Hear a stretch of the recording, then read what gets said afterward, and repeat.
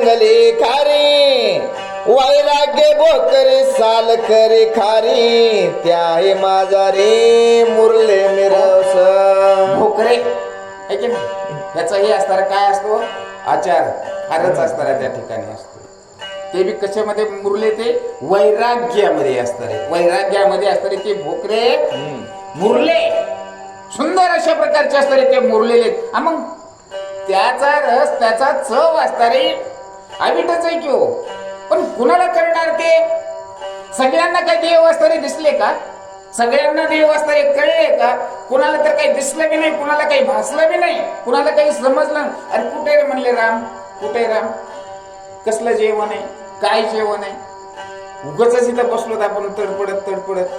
कारण ते वैराग्य असणार त्यांच्यामध्ये असणार नव्हतं, ते वैराग्याची चव असणारी त्याला काही कळालेली नाहीये. स्वबोध भोकरी बैले सिंहावळा जेविता चविने अति आगळा मुळीच्या मुळी गुडिया आलाय स्वय सेविला श्रीरामे. काय सांगितलं? स्वबोध,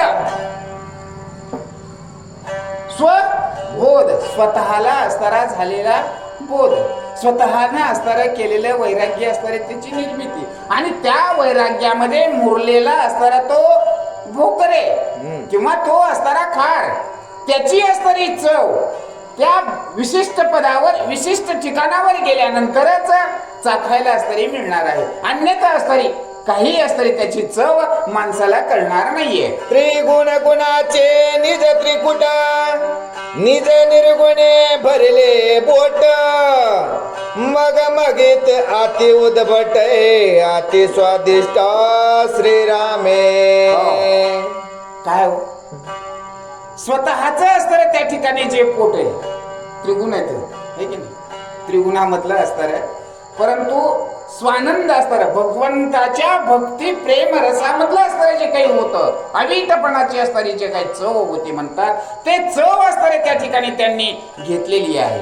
आता ज्याचा जसा भाव असेल तसे तसे प्रकारचे असणारे प्रत्येक जण असणारे त्याची चव असणारे घेऊ लागलेले आहे. 3 गुण असणारे रजतमा सात्विक, 3 गुणामधले असणारे ज्यांचे जसे असणारे भाव असतील तशी तशी चव असणारी त्यांनी असणारी घेतली सोप्या भाषेमध्ये. ऐसी लोणच्याची नेनो किती मुख्य स्मरणाले नेनती तो स्वाद जाणे श्री रघुपती बैसले पंगती ते धन्य. मन असणारे आपण बोलता बोलता असणारे बोलतो, मनाची असणारी स्थिती असणारी काय आहे, मनाची अवस्था काय आहे, हेच मन बघा. मन काय म्हणतात, अत्यंत अवघड आहे, खट्याळ अशा प्रकारचं असतं मन.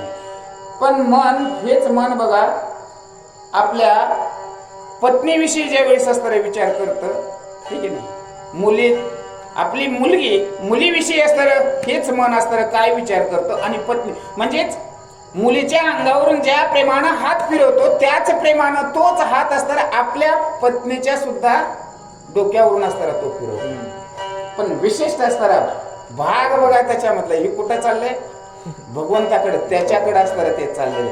तो ठरवतो कोणाला काय कशी ह्याच्या मनाची अवस्था असणारी कशी निर्माण करायची. त्याला रूप नाही, त्याला रंग नाही, त्याला काहीच नाहीये, त्याला वास नाहीये, त्याला आकार नाहीये. म्हणजेच आपला आत्मा, आत्मा म्हणजेच आत्मा राम असणारा. प्रत्येक तुझ्या आहेरे तुझं पाशी परी तू जागा चुकला आतमधल्या चव असणारी त्याला कशी दाखवतो. उदाहरण दिलं ना, मन जे मुलीवर हाच प्रेमानं हात फिरवतो, हाच प्रेमानं हात आपल्या पत्नीच्याही डोक्यावरून असणारा फिरवतो. पण मनाची अवस्था असणारी प्रेम मुलीच्या डोक्यावरून हात फिरवताना आणि पत्नीच्या डोक्यावरून प्रेमानं हात फिरवताना मनाची चंचलता वेगवेगळी होते ना. मग ह्याला कोण करतं ह्याला? तुम्ही करू शकता का? नाही ना. म्हटला तो आत्मा राम आहे, तो आत्मा राम असताना त्याला तसे चैतन्य देतो, त्याला तशी असणारी तशा प्रकारची असणारी बुद्धी देतो.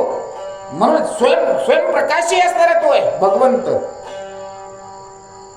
स्वप्रकाशी असतात, त्याला प्रकाश व्हायची गरज नाही. आणि तो प्रकाशवान आहे म्हणूनच असणारे हे आपले डोळे बी असणारे चालतात, हातपाय सुद्धा असणारे हलतात. आणि तशा प्रकारची त्या भोजनाची अवस्था अत्यंत आध्यात्मिक दृष्टिकोनातून असणारा पूर्णपणे असा जेवणाचा स्वाद आहे.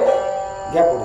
सूक्ष्म सेवेची सेवई मोडून देती सगळ्या चिर साखरेची अळली आहे सोय सेविले श्रीरामे. सूक्ष्म सूक्ष्म म्हणजे लहान. सेवई सेवई म्हणजे सेवा आहे आपली सेवा. सूक्ष्म लय बारीक सारीक विचार करावा लागतो हो, सेवा सुद्धा करायची म्हणजे.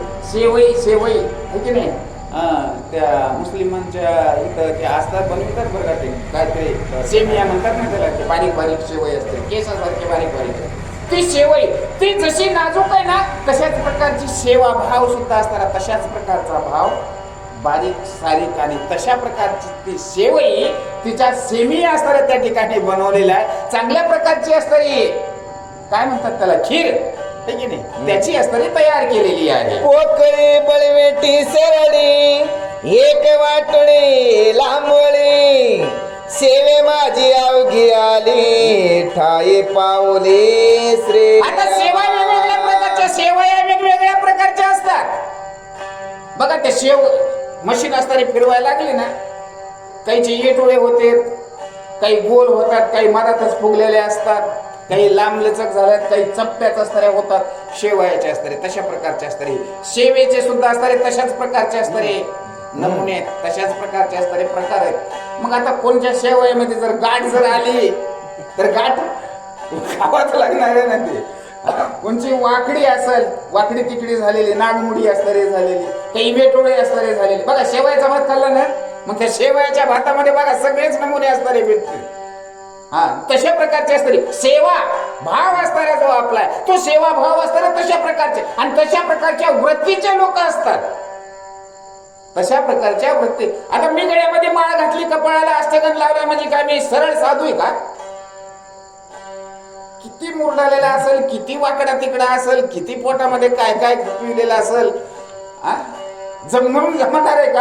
आणि तसा सेवा भाव असणारा त्या ठिकाणचा त्याच्या सेवया असणाऱ्या त्या ठिकाणी बनवलेले आहे. परम स्वादाची साखर पंचरस पंचधार घृत वाढिले सर्वसार स्वाद अत्यंत गोड परम स्वाद है की नाही. दुसऱ्याला आवडेल, दुसऱ्याला सुद्धा असणारी त्याची चव असणारी स्वादिष्ट वाटेल अशा प्रकारचा असणारा गोड साखर असणारी त्याच्यामध्ये टाकलेली. कशामध्ये? सेमिया म्हणजे शेवया, शेवयाचा भात, त्याच्यावर पुन्हा दूध, पुन्हा त्याच्यामध्ये तूप, साखर अशा प्रकारचं असतं. मस्त पैकी असतं शेवयाचा भात जावायला खायला करतात ना है की नाही. आणि तशा प्रकारचा असणारा भात त्या ठिकाणी आहे म्हणतात. तापे सप्त सप्त निज साराचे सारांश घृत अखंड धारा सोय वाढित श्री रघुनंदन निज भोग. तूप काय सहज येतं का हो? दुधासाठी असतं त्या तुपासाठी काय करावं लागतं? गाय असतरी घ्यावं लागते, तिला रानामध्ये न्यावं लागतं, धुवावं लागतं, चारा खाऊ घालावा लागतो है की नाही. आणि त्यावेळेस असतं गाय ते दूध देते आणि दूध दिल्यानंतर सुद्धा तूप मिळतं का?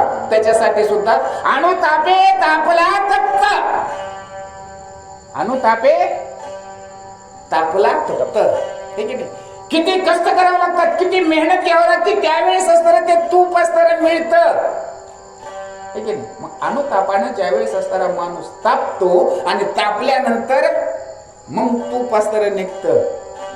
स्वतःच्या अनुतापातून तापल्यानंतर जे वैराग्य असतं त्या ठिकाणी निर्माण होतं आणि त्याच्यामधून असणारा जो काही तूप असतं त्या ठिकाणी पडतं ना, ते तूप असतं त्या ठिकाणी आहे.